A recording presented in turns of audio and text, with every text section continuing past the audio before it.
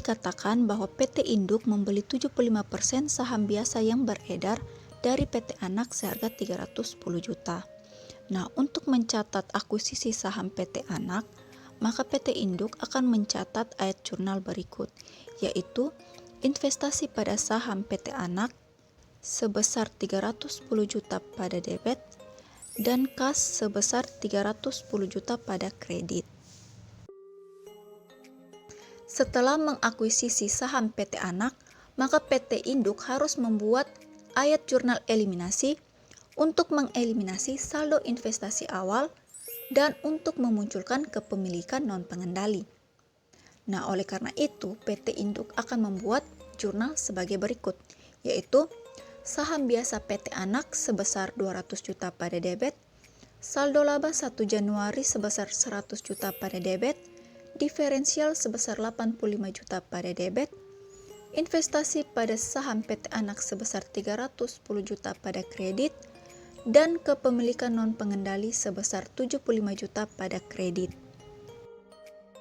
Untuk nilai diferensial, teman-teman dapat melihat perhitungannya pada tampilan berikut ini.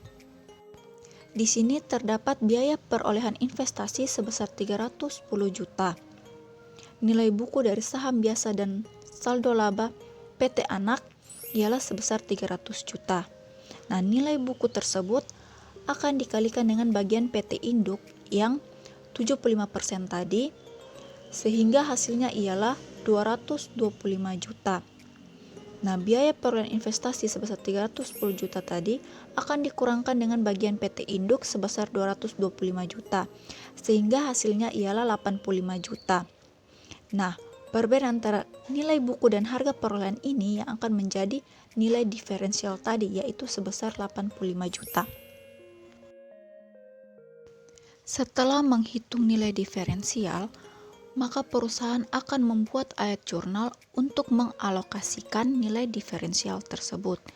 Nah, ayat jurnal tersebut ialah persediaan sebesar 3.750.000 di debit, tanah sebesar 7.500.000 di debit, bangunan dan peralatan sebesar 45 juta di debit, goodwill sebesar 28.750.000 di debit, dan nilai diferensial sebesar 85 juta di kredit.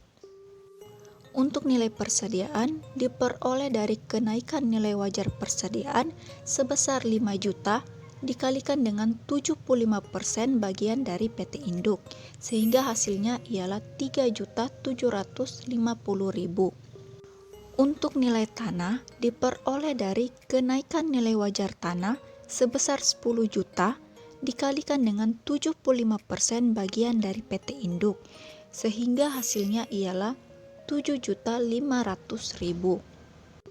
Untuk nilai bangunan dan peralatan diperoleh dari kenaikan nilai wajar bangunan dan peralatan sebesar 60 juta dikalikan dengan 75% bagian PT Induk, sehingga hasilnya ialah 45 juta.